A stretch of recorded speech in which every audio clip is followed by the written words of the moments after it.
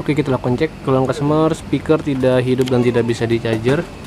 Ini bisa hidup dan kita coba charger.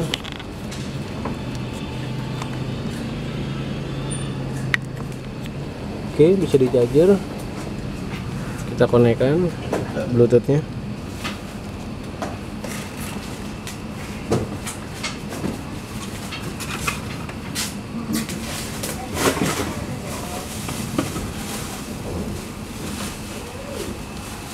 Allahumma salli wa sallim ala sayyidina Muhammadin.